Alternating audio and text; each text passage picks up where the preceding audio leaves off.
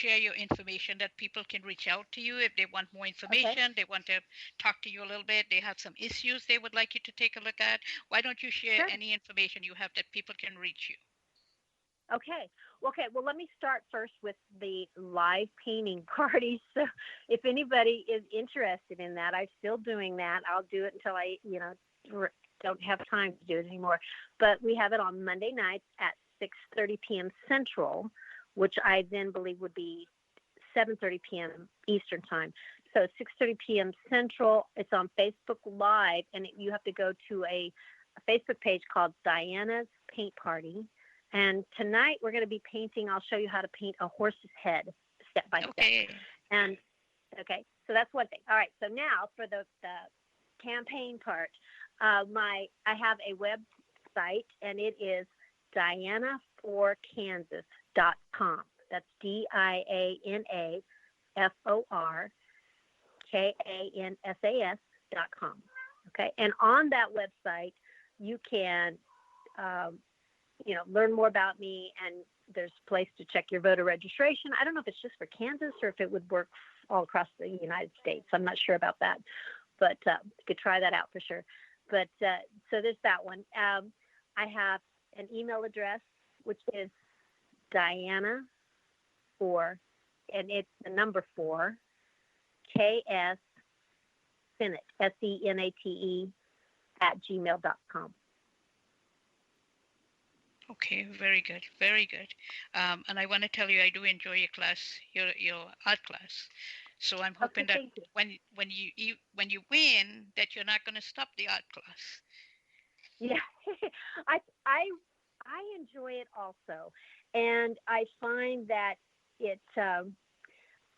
one thing I wanted to share about art too is that I started doing these during COVID because I had been doing a monthly paint party at a little local establishment.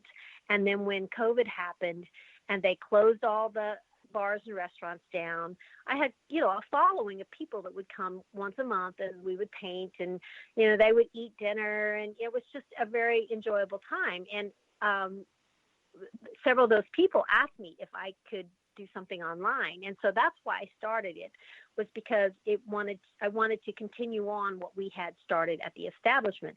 And so I started doing it online. We tried it different ways. I went to a friend's house for a while, and I was having her tape it because that way I didn't have to worry about, videoing but the problem is her internet wasn't working quite as well. And so I came back home, and I'm doing it just on my dining room table. But I find that doing art is a type of therapy in a way, and it's something that you can never really master.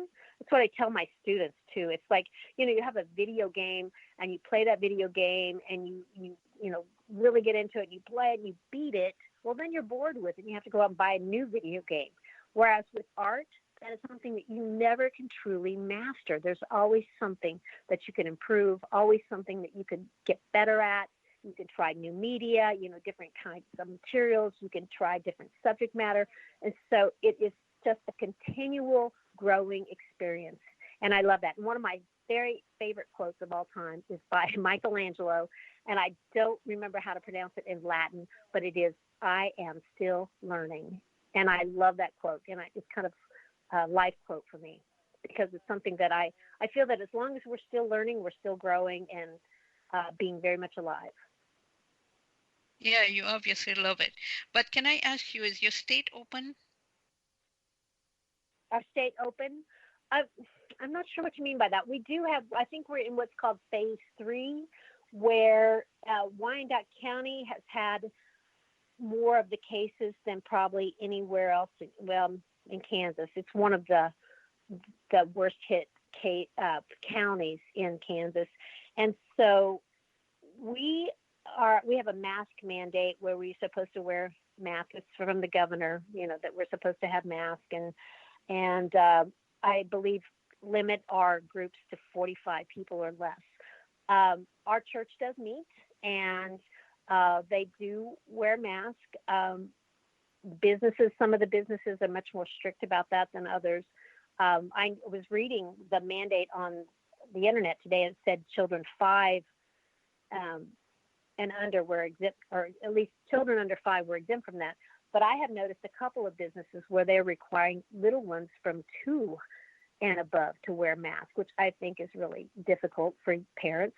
But I am, my own personal belief on that is that I feel it should be up to the business. I feel that the business owners know best their clientele. They know their workers. They should be the ones that make the decisions about, how to seat people and whether masks should or should not be worn. I do not feel it should be a government decision. So that's kind of where I fall on that. Okay. Is there anything you want to tell our listeners about your mission, your purpose, your passion, anything that you want to give us? Okay, I want to share really quick. What the thing that kind of got me into this whole idea of running for office is the fact that I am pro-life. And very quickly, I'll share that the reason I am pro-life is that I almost aborted my youngest daughter. She's in her 30s now and has 2 beautiful grandsons that she's given me. But I won't go into all the details except to say I was married.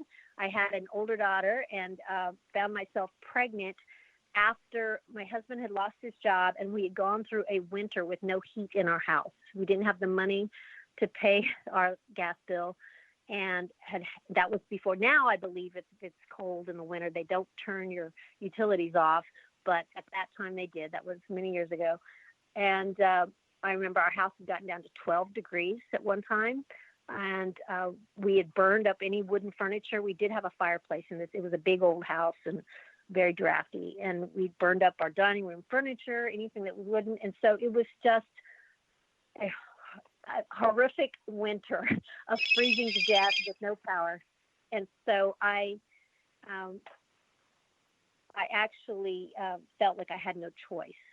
And so it occurred to me that one reason why women get abortions is not because it's something they want to do, but because they feel they have no choice, no other choice. And so I feel that education is important, and I feel that compassion is very important.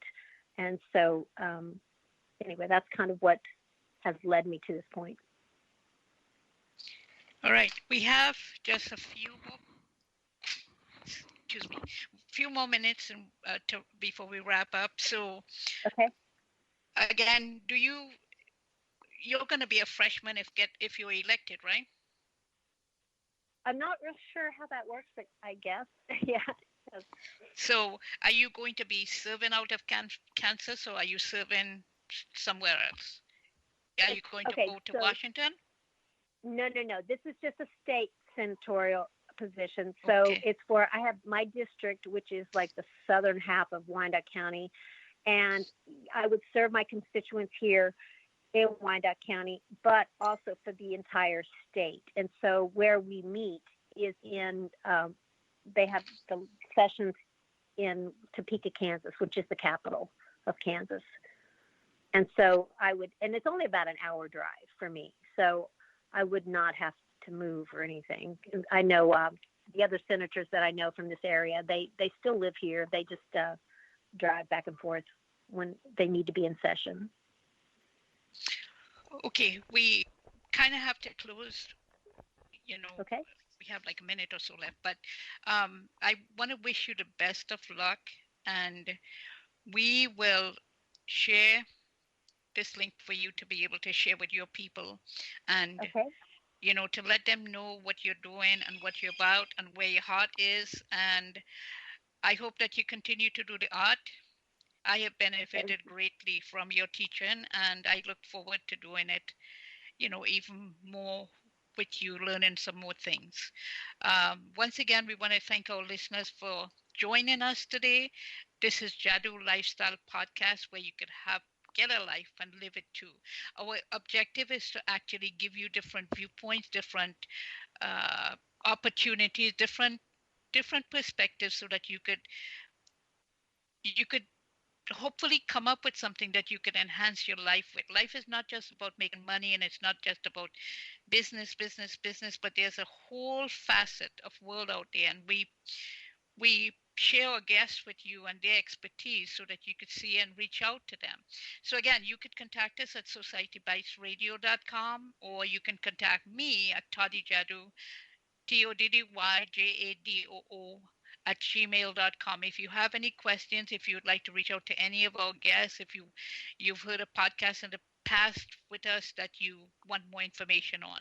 So thank you again for listening, and join us again for another episode of Jadu Lifestyle.